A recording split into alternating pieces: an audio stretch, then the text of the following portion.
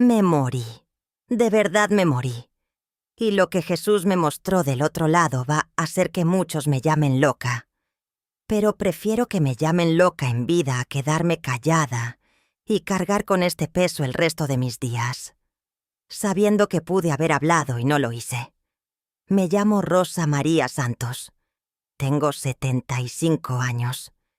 Y no sé si es coincidencia o si es Dios haciendo lo que quiere. Pero pasé 75 años limpiando iglesias sin que nadie me pidiera hablar. Y ahora que Él me lo pide, no puedo quedarme callada. Soy portuguesa. Nací en un pueblito en el interior de Portugal. No terminé la escuela. Llegué hasta el certificado básico porque tenía que ayudar en casa. No entiendo nada de política. No entiendo nada de economía. No entiendo nada de ciencia. Mi vida siempre fue la misma. Levantarme temprano, ir a misa, limpiar la iglesia, regresar a casa, hacer de comer, rezar, dormir. Mi marido murió de un infarto a los 42 años. Yo tenía 38. Me quedé con 4 hijos. El mayor tenía 14. El más chico tenía 4. Y nunca le pedí ayuda a nadie, porque aprendí de mi mamá que Dios provee y que la vergüenza de pedir es más grande que el hambre. Crié a los 4 yo sola. Limpié iglesias, limpié casas, limpié escuelas. Hice todo lo que se fue presentando. Nunca recibí un peso por la iglesia porque nunca lo pedí. Lo hacía porque era la casa de Dios, y la casa de Dios merecía estar limpia. Hace unos días tuve un derrame estando sola en mi casa. Me caí al suelo de la sala. No podía moverme. No podía gritar. El teléfono estaba encima de la mesa y yo estaba en el suelo. Y entre los dos había una distancia que bien podría haber sido el fin del mundo. Mis hijos tardaron 2 días en encontrarme. 2 días tirada en el suelo de mi propia sala. Y durante esos 2 días, Jesús estuvo conmigo. No me dejó sola ni un momento. Y durante ese tiempo, me mostró 7 cosas que van a pasar antes de que termine agosto de 2026. 7. Con lugares, con detalles, con fechas. Cosas que yo no podría saber. Porque no leo periódicos.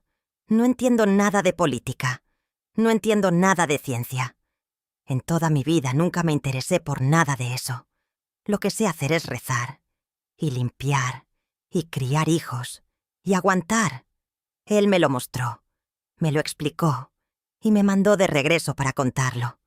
Y yo sé lo que están pensando, lo sé. Otra viejita que dice haber visto a Jesús. Otra que anda inventando cuentos. Lo sé, porque yo pensaría lo mismo. Si fuera otra persona la que dijera esto, yo misma diría, pobrecita. Debe haber sido el derrame que le revolvió el juicio. Lo entiendo, pero déjenme unos minutos. Déjenme contarles lo que pasó en esa sala, luego lo que vi del otro lado. Y ustedes pueden sacar sus propias conclusiones. Pero antes, hay una cosa que necesito decirles. Las fechas de las que voy a hablar empiezan ya, en agosto. No es algo que va a pasar dentro de 10 años. No es una profecía vaga que puede cumplirse en cualquier momento. Son fechas que pueden verificar en el calendario de su teléfono. Y cuando la primera pase como voy a describir, y va a pasar, van a regresar aquí a escuchar el resto con otros ojos. Nada más les pido una cosa. No esperen la primera para empezar a prepararse. Porque después de la primera, el tiempo vuela. Y ya no hay marcha atrás. Antes de continuar, necesito decirles algo. Sé muy bien lo que pasa por la cabeza de quien me está escuchando ahorita. Una viejita de 75 años. Sola en casa. Se cayó al suelo. 2 días sin comer, sin beber, sin poder moverse. Y ahora aparece diciendo que vio a Jesús y que sabe lo que le va a pasar al mundo. Es el derrame. Es la deshidratación. Es el cerebro sin oxígeno. Es una alucinación de una señora mayor que vivió sola demasiado tiempo y que mezcló los sueños con la realidad. Lo sé, porque yo fui la primera en pensar eso cuando volví. Cuando mis hijos me encontraron en el suelo y llamaron a la ambulancia, y los médicos me estabilizaron y ya estaba en una cama del hospital con suero en el brazo, y los 4 a mi alrededor con caras de susto. Lo primero que pensé fue, no voy a contar nada. Van a creer que perdí el juicio. Van a querer internarme. Van a llamar al médico y decirle que su mamá está viendo cosas. Me quedé callada 3 días. 3 días con todo esto adentro sin decirle nada a nadie. Fue mi hija la más chica, la Margarida, la que me preguntó, «Mamá, ¿qué pasó allá en casa? ¿Qué sintió durante esos 2 días?» Y yo la miré, y pensé en la pregunta que Jesús me hizo antes de mandarme de regreso. Me preguntó, «¿Vas a hablar?» Y yo dije que sí. Y él dijo, «Entonces habla». Entonces hablé. Empecé a contarle a Margarida. Ella escuchó todo sin interrumpir. Cuando terminé, se quedó en silencio por un buen rato. Y luego dijo solo, «Mamá, esto tiene que decirse. Fue ella quien me ayudó a grabar esto. Pero antes de contarles lo que vi, necesito que entiendan algo muy importante. Lo que voy a decir no es una profecía vaga. No es ese tipo de cosa que se puede aplicar a cualquier situación en cualquier momento de la historia y siempre encontrar la manera de encajarla. Son fechas concretas. Final de agosto de 2026. Son lugares concretos. Los Estados Unidos, México, Francia, Europa. Son cosas que pueden verificar en el calendario, que pueden marcar en el teléfono. Y cuando la primera pase, y va a pasar exactamente como voy a describir, van a entender que lo que esta viejita portuguesa vio en el suelo de su sala no fue un sueño. Pero no esperen la primera para actuar, porque después de la primera ya no hay tiempo. Y hay otra cosa que necesito decirles antes de continuar. Dios no me escogió porque soy especial. Me escogió porque no lo soy. Escogió a una señora mayor que nunca terminó la escuela, que pasó la vida limpiando iglesias sin que nadie supiera su nombre, que se quedó 2 días en el suelo sin que nadie se diera cuenta de que faltaba, y que cuando sus hijos finalmente llegaron, estaba tan débil que apenas podía levantar la cabeza. Dios no necesita pastores famosos para entregar los mensajes más importantes. A veces escoge a la señora que limpia el suelo de la iglesia, porque sabe que esa señora no va a guardar el mensaje para ella. No va a intentar sacarle provecho. No va a construir un negocio encima de esto. Simplemente va a hablar, como yo estoy haciendo ahorita. Necesito decirles quién soy, no para presumir. No tengo nada de qué presumir, pero porque sin saber de dónde vengo, lo que voy a contar después no va a tener el mismo sentido. Nací en 1951 en un pueblito en el interior de Portugal. Un pueblo donde había más ovejas que gente y donde el cura era la figura más importante después de Dios. Mi mamá siempre decía que nacimos en ese lugar porque Dios quería que creciéramos cerca del silencio. Y así crecí. Con el silencio de las mañanas de invierno, con el silencio de las noches sin electricidad, con el silencio de una casa donde no había mucho que decir, pero había mucho que sentir. Mi papá trabajaba la tierra, mi mamá nos cuidaba a nosotros. Éramos 6 hermanos, yo era la tercera. Fui a la escuela hasta el certificado básico. No porque no quisiera aprender más, sino porque había trabajo en casa. Y yo era mujer.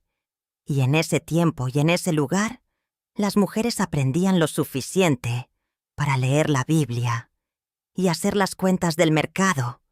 Y no había necesidad de más. No le guardé rencor a nadie por eso. Aprendí lo que me enseñaron y usé lo que aprendí. A los 20 años me casé con Manuel. Manuel Antonio Santos. Un buen hombre. No perfecto. Pero bueno, trabajador, honesto, que nunca levantó la voz conmigo ni con los hijos, que rezaba antes de cada comida aunque la comida fuera poca, que se quedaba dormido con el rosario en la mano todas las noches. Tuvimos 4 hijos. Primero Juan, luego Margarida, luego Luis, luego Filomena, que nació cuando yo ya pensaba que no habría más. Y a los 42 años Manuel se despertó una mañana de septiembre, con un dolor en el brazo izquierdo, que yo dije que debía ser del trabajo y que él dijo que no era nada y que no llegó a ser más nada porque 2 horas después estaba muerto. Infarto. En el pasillo de la casa, los hijos estaban en la escuela, yo estaba tendiendo la ropa en el patio. Escuché un ruido. Entré. Y él estaba en el suelo del pasillo con los ojos abiertos y una expresión en la cara que nunca olvidé.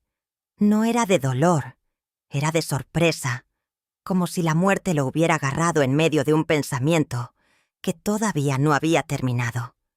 Yo tenía 38 años. Juan tenía 14. Margarida 11. Luis 8. Filomena 4. Y me quedé sola. No tengo palabras para describir lo que es quedarse con 4 hijos y una casa y sin marido y sin dinero y sin saber muy bien qué hacer después. Hay personas que en esas situaciones se derrumban. Hay personas que desaparecen dentro de sí mismas y no regresan. Yo no tuve ese lujo. Había 4 niños que necesitaban comer, que necesitaban ir a la escuela, que necesitaban una mamá que estuviera de pie. Y me levanté. No porque fuera fuerte, sino porque no había otra opción. Empecé a limpiar casas, empecé a limpiar oficinas y empecé a limpiar la iglesia. La iglesia fue donde todo comenzó. El padre se enteró de que yo estaba pasando por dificultades y me preguntó si quería hacerme cargo de la limpieza. No pagaba. Nunca hubo dinero para eso. Pero había una dignidad en ese trabajo que no encontraba en ningún otro lado. Limpiar la casa de Dios. Pasé 37 años limpiando esa iglesia. 37 años llegando antes que todos. Abriendo las puertas, barriendo las naves, limpiando los candelabros, sacando brillo a las bancas de madera hasta que quedaran relucientes, lavando el suelo de piedra que estaba frío incluso en verano. Nunca recibí un peso, nunca lo pedí y nunca me arrepentí, porque en esos momentos de madrugada cuando la iglesia estaba vacía y el silencio era total, era ahí donde yo escuchaba a Dios, no con palabras, con una presencia, con esa sensación de que no estás sola aunque no haya nadie alrededor. Fue en esa iglesia donde crié a mis hijos, no solo con comida y ropa, con fe, con el ejemplo de una mamá que cuando no sabía qué hacer se arrodillaba y le pedía ayuda al que sabía más que ella. Los 4 crecieron, se casaron, tuvieron sus hijos, se esparcieron. Juan está en Oporto, Margarida está en Lisboa. Luis se fue a Francia hace 20 años y se quedó allá. Filomena está en Brasil desde hace 12. Y yo me quedé en el pueblo, sola en la casa donde murió Manuel, sola con mis recuerdos y mi rosario y las mañanas en la iglesia. No me quejo. Escogí quedarme, porque esa casa es mi vida, porque esa iglesia es mi vida, porque ese pueblo es mi vida. Pero la soledad tiene un peso que solo quien la conoce de verdad puede entender. No la soledad de no tener a nadie. Tengo hijos, tengo nietos, tengo vecinos. Es la soledad de estar sola en el silencio de una casa grande que un día fue pequeña de tanto ruido. Y fue en ese silencio, una tarde de mayo, que pasó. Ese día era como cualquier otro día. Me desperté a las 6 de la mañana como siempre. Hice el café. Comí un pan tostado.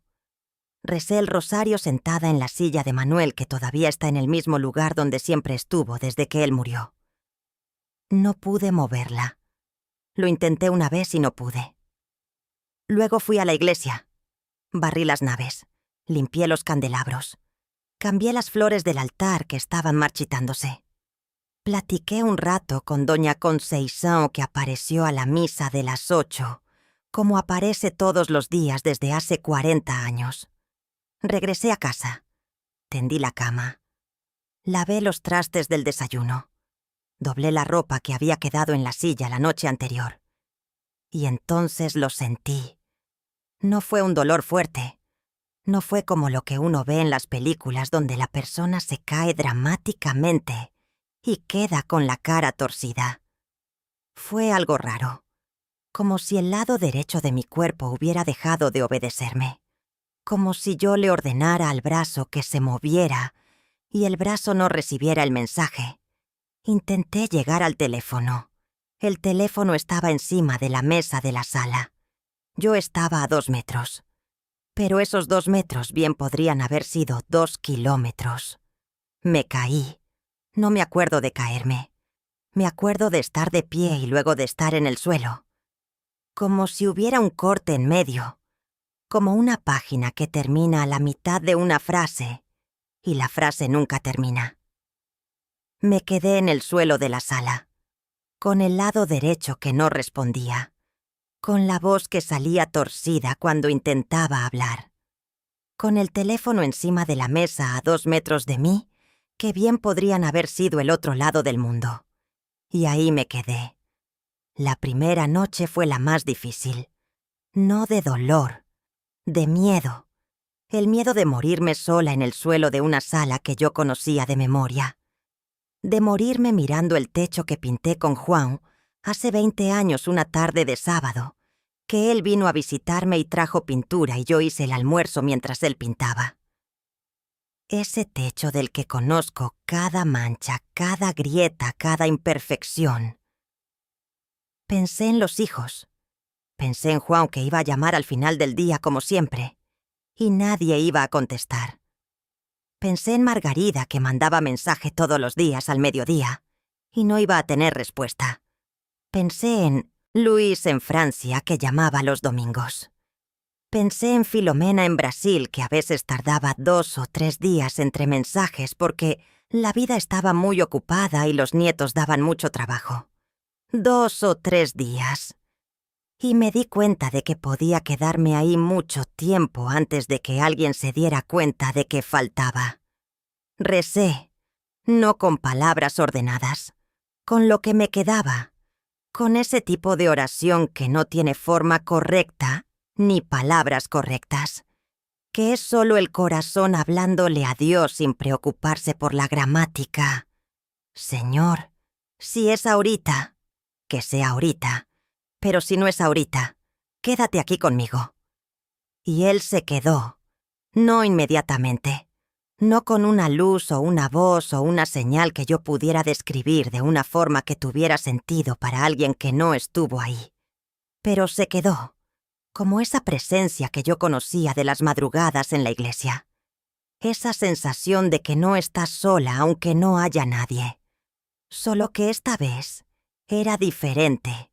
Esta vez la presencia tenía peso, tenía calor, tenía una calidad que yo nunca había sentido en 75 años de vida y de fe y de oración. Y en el segundo día, cuando mi cuerpo ya estaba tan débil que apenas podía mantener los ojos abiertos, él habló. No con la voz que usamos aquí, con esa comunicación que no pasa por los oídos, que pasa por adentro, como si el pensamiento de él y el mío fueran el mismo por un momento. Dijo: Rosa María, tienes que regresar. Hay algo que necesita decirse. Y tú lo vas a decir. Yo dije: no quiero irme. Estoy cansada. 75 años es tiempo suficiente.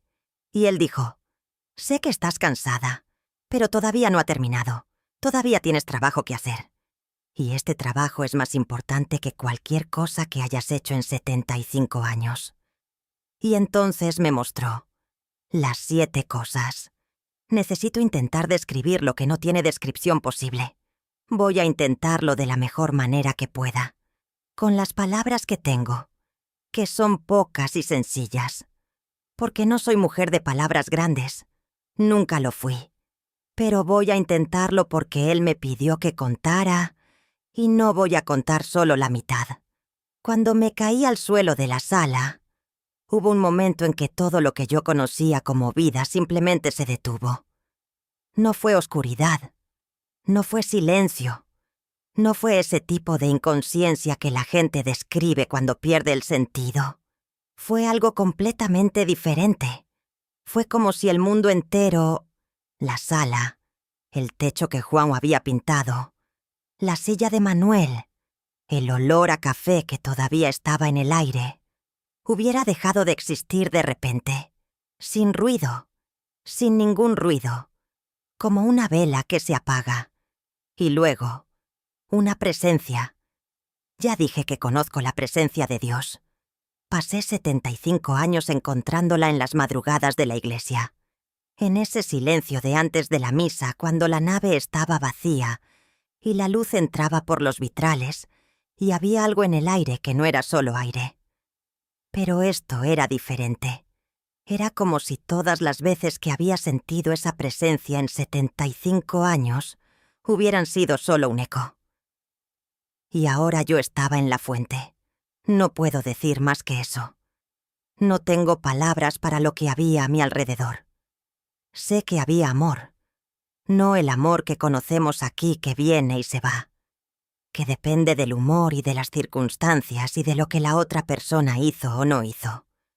Un amor que existía antes de que cualquier cosa existiera, que va a existir después de que todo termine, que no necesita razón, ni mérito, ni condición. Y en medio de ese amor, Jesús. No el Jesús de las imágenes de la iglesia que limpié durante 37 años. No el Jesús de las estampitas que mi mamá tenía en su cuarto. No una figura con ropa blanca y expresión serena como en las pinturas. Era Él. Y cuando digo era Él, digo que no necesité preguntar quién era. Como cuando miras el rostro de alguien que conoces desde siempre y no necesitas nombre para saber quién es. El reconocimiento no pasa por los ojos, pasa por adentro. Él me miró, y en esa mirada vi todo lo que yo era. No solo lo que le muestro al mundo, no solo la señora que va a misa y limpia la iglesia, y reza el rosario y nunca dice una palabra más alta que la otra. Todo, cada pensamiento que nunca dije en voz alta, cada vez que fingí estar bien cuando no lo estaba, cada noche que lloré sola después de apagar la luz y no quise que los hijos supieran, cada momento de duda que escondí incluso de mí misma, cada vez que recé por fuera pero por dentro, le estaba reclamando a Dios por haberle llevado a Manuel tan pronto. Esa mirada lo vio todo, y no me juzgó, me acogió con todo, con la suciedad, con las dudas, con los años en que rezaba por costumbre más que por fe, con las veces que limpié la iglesia con rabia en el corazón porque la vida no era justa y Dios parecía no estar escuchando. Acogió todo, y me di cuenta en ese momento de que nunca en mi vida me había sentido completamente vista, completamente conocida, ni por mis hijos, ni por Manuel, ni por nadie, porque uno siempre guarda algo. Incluso de las personas que uno más ama siempre guarda algo. Ahí no había nada guardado. Y en lugar de querer esconderme, quise quedarme para siempre en ese lugar con esa presencia, con esa mirada que me conocía completamente y me amaba completamente al mismo tiempo. Le dije, no quiero irme, no con palabras, con el corazón, porque ahí la comunicación no pasaba por los oídos, pasaba por adentro, como si el pensamiento de él y el mío fueran el mismo por un momento. Él dijo, lo sé. Dije, tengo 75 años, estoy cansada. ¿Manuel está aquí? Y él dijo, sí. Y yo dije, entonces quiero quedarme. Y él dijo, sé que quieres, pero todavía no es el momento. Tienes algo que hacer, y solo tú puedes hacerlo. Pregunté, ¿por qué yo? Hay pastores, hay gente que sabe hablar, que sabe explicar, que tiene palabras que yo no tengo? ¿Por qué una viejita que apenas sabe leer? Y él dijo algo que todavía cargo dentro de mí como si fueran brasas. Dijo, porque las palabras correctas no necesitan ser grandes, necesitan ser verdaderas. Y tú solo sabes decir la verdad. Eso es lo que necesito ahora.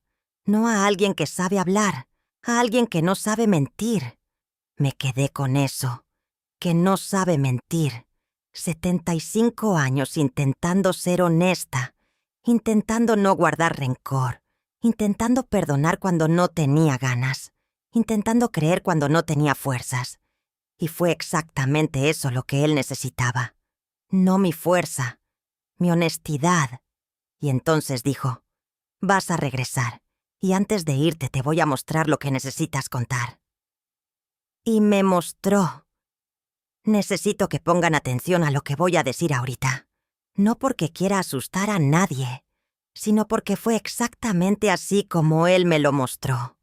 Sin suavizar, sin preparación, directo, como alguien que sabe que el tiempo es corto y no puede desperdiciar palabras.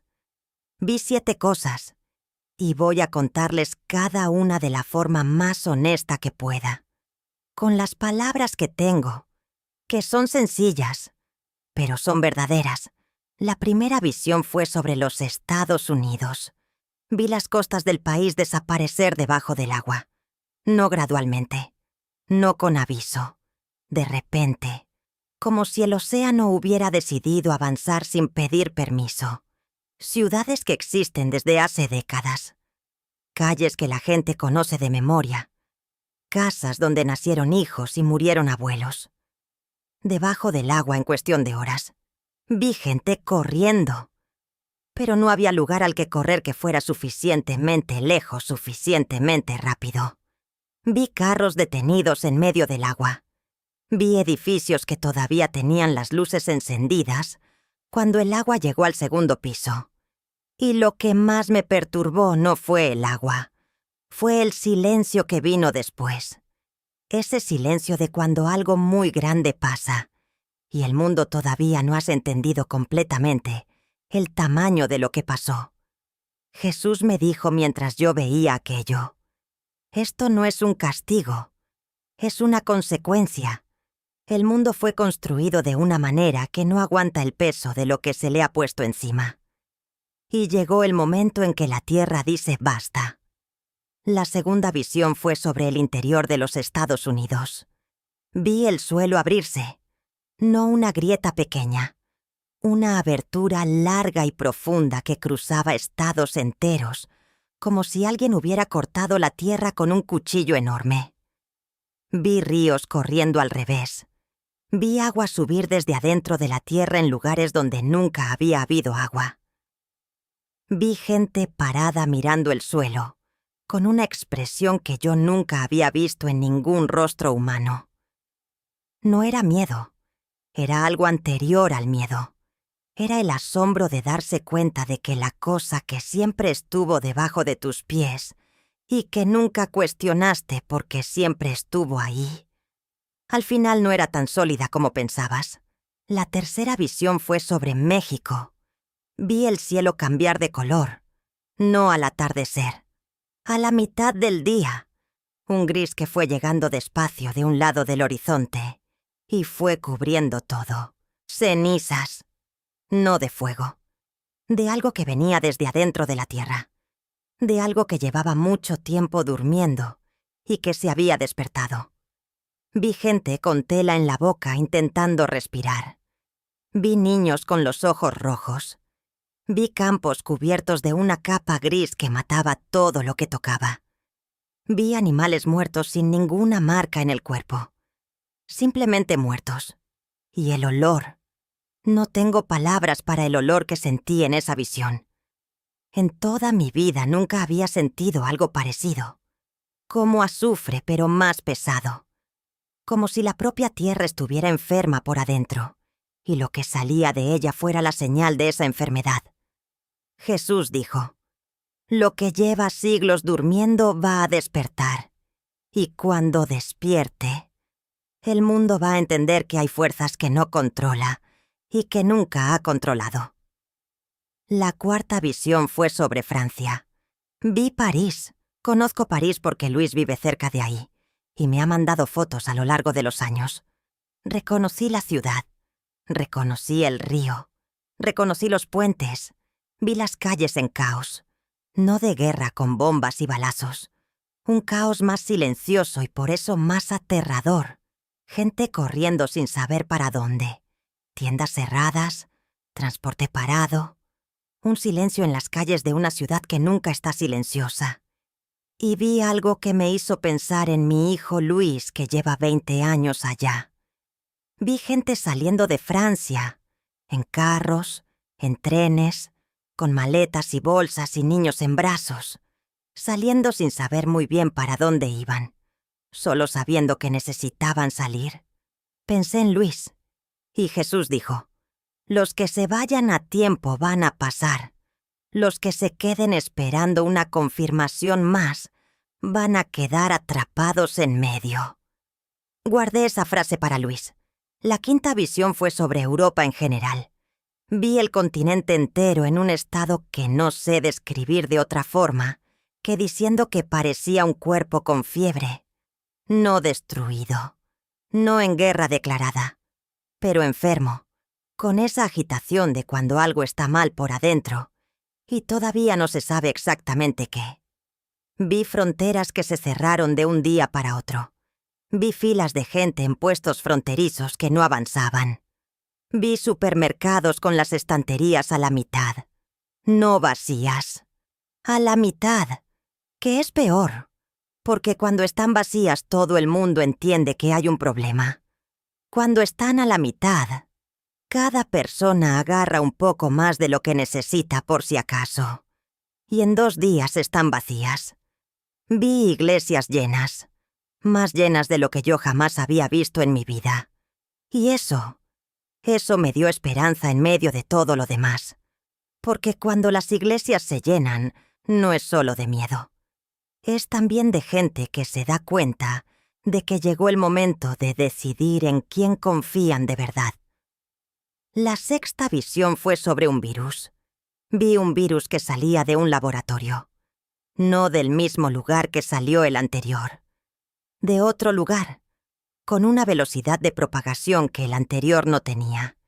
Y con una letalidad que me hizo cerrar los ojos dentro de la propia visión porque no quería seguir viendo. Mataba casi a 1 de cada 3 personas que lo contraía. Vi hospitales, vi pasillos, vi médicos con esa expresión de alguien que está haciendo todo lo que puede y sabe que no es suficiente. Vi familias que perdieron a más de 1 persona. Vi países enteros en silencio de luto. Y vi algo que Jesús quiso que yo notara especialmente. Vi las comunidades que se habían mantenido unidas, que habían compartido, que se habían cuidado las unas a las otras, que habían almacenado no para guardar, sino para dar.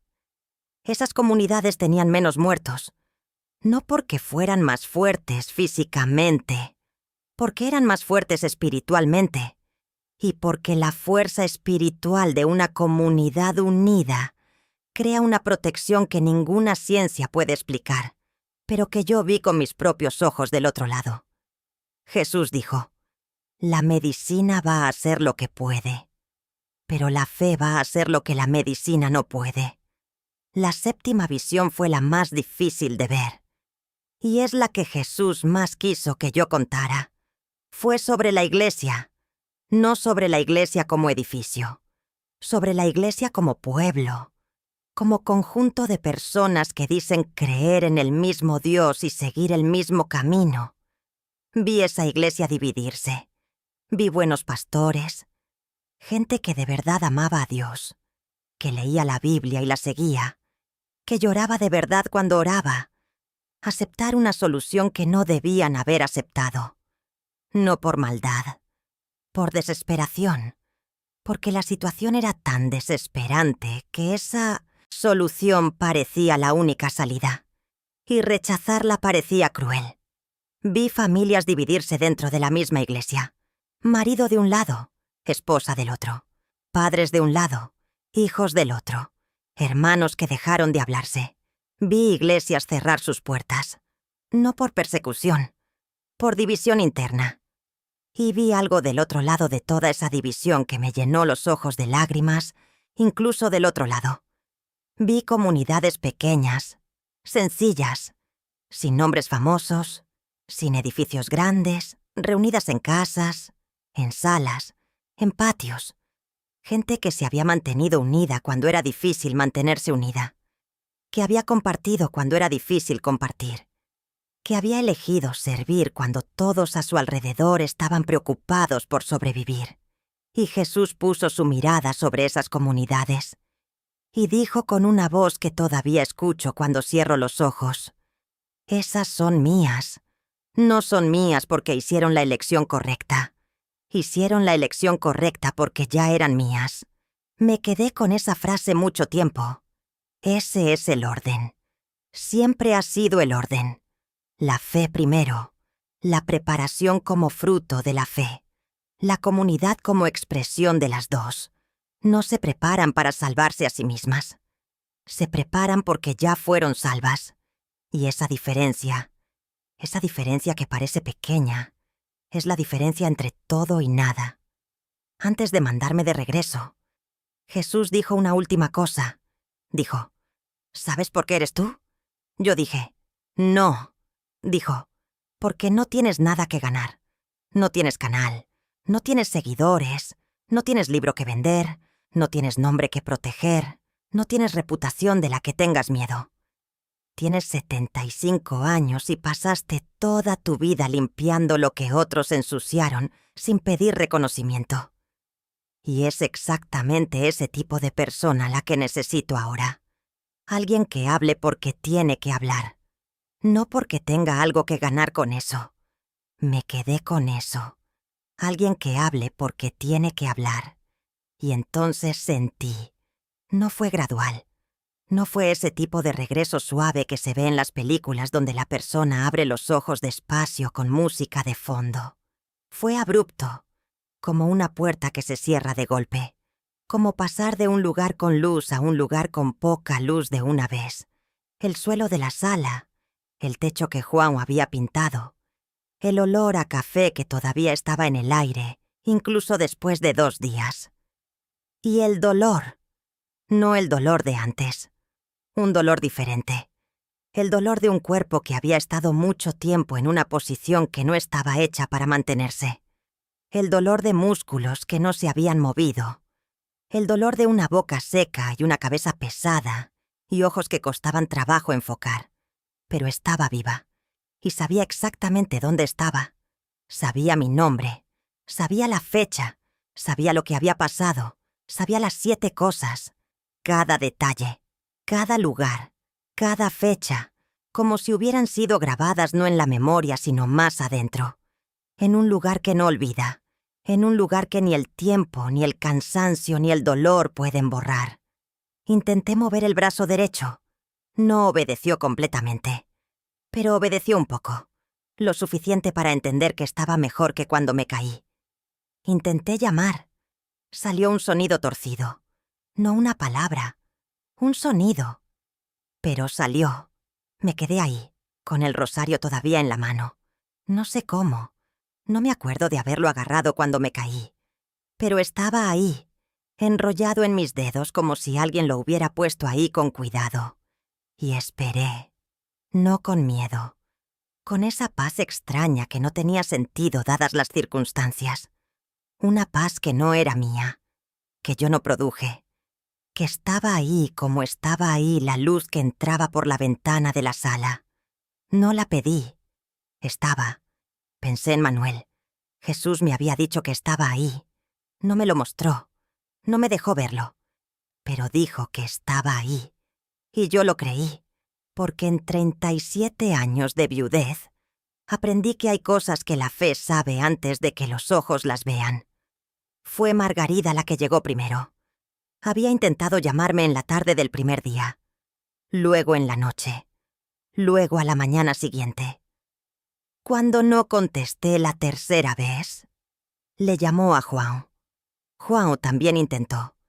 Luego le llamó a la vecina doña Conceição, que tiene una llave de mi casa para emergencias. Doña Conceição entró. Me encontró en el suelo de la sala. Le llamó inmediatamente a Margarida, que estaba en Lisboa. Margarida tomó el primer tren. Juan vino en carro desde Oporto. Luis tomó un vuelo desde Francia ese mismo día.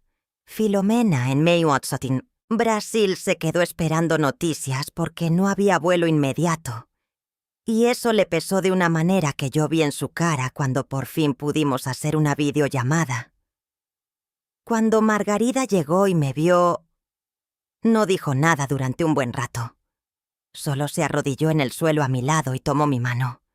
Y yo sentí su mano y pensé, esta mano la conozco desde que era chiquita, desde que era una manita que agarraba mi dedo.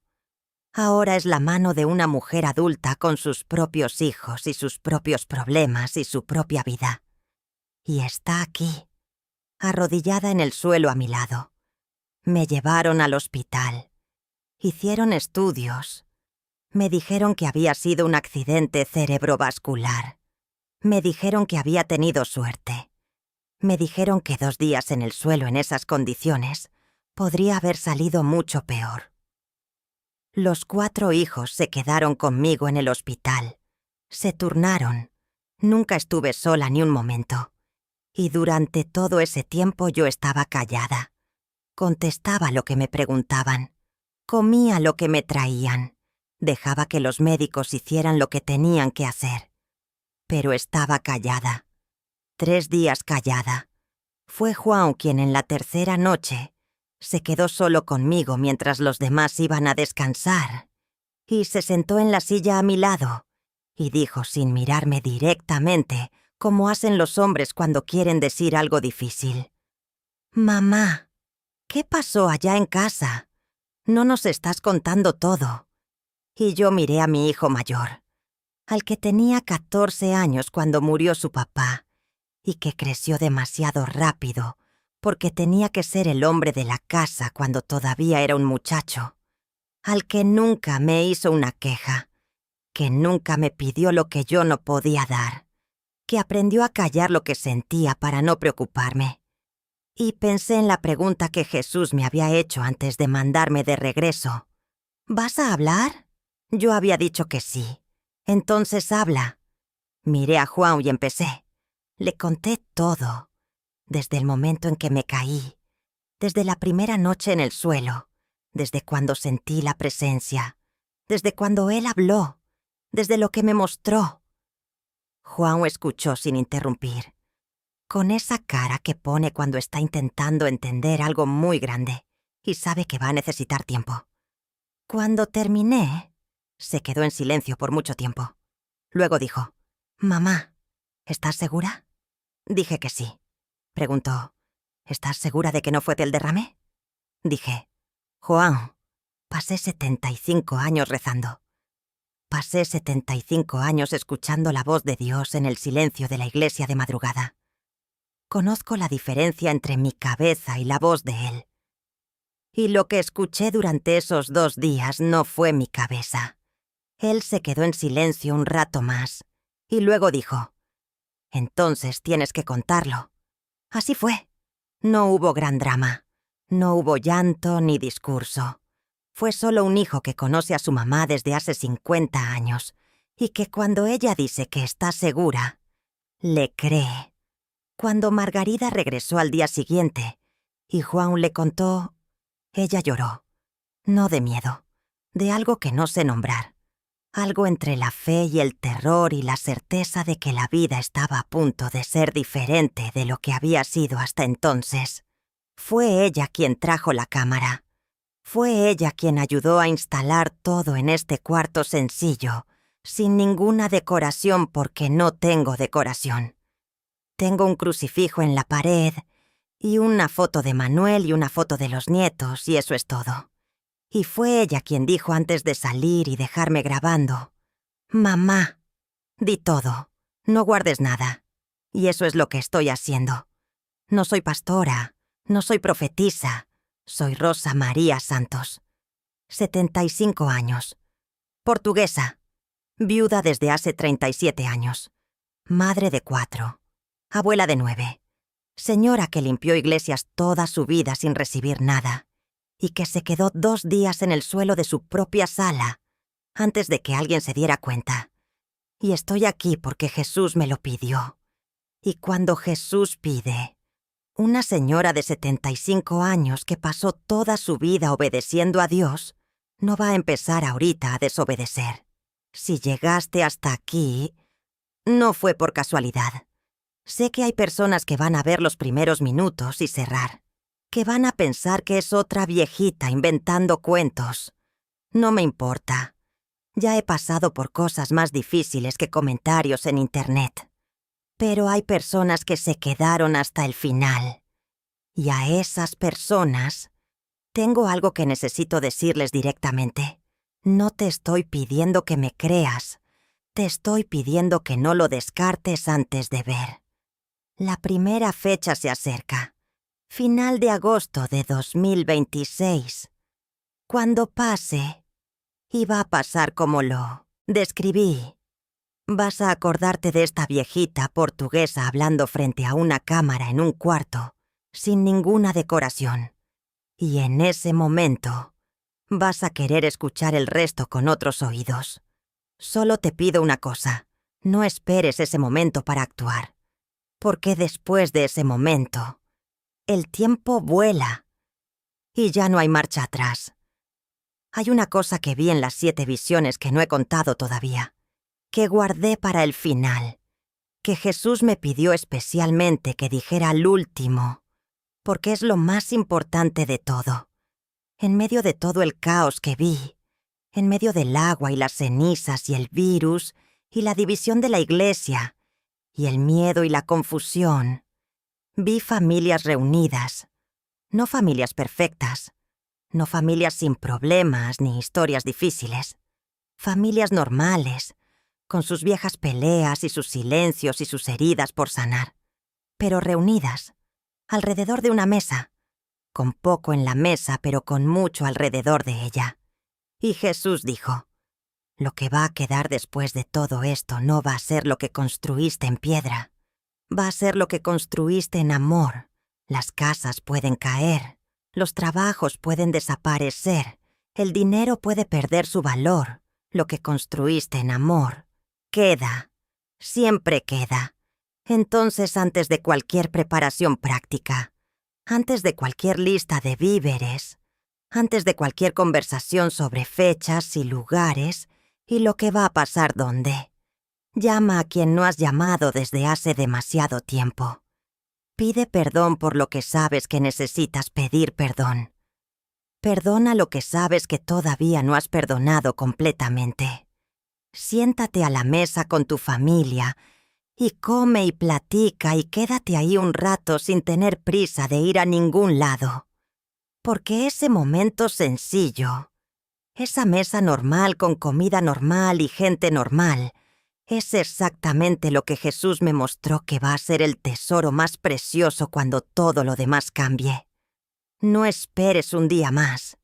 El tiempo que tienes ahorita, el tiempo en que todavía es posible tomar el teléfono, en que todavía es posible tocar una puerta, en que todavía es posible decir las palabras que quedaron sin decir. Ese tiempo es el bien más precioso que tienes. No lo dejes pasar. Señor, cada persona que llegó hasta el final de este video carga algo. Tú sabes qué es. Sabes el nombre de cada una.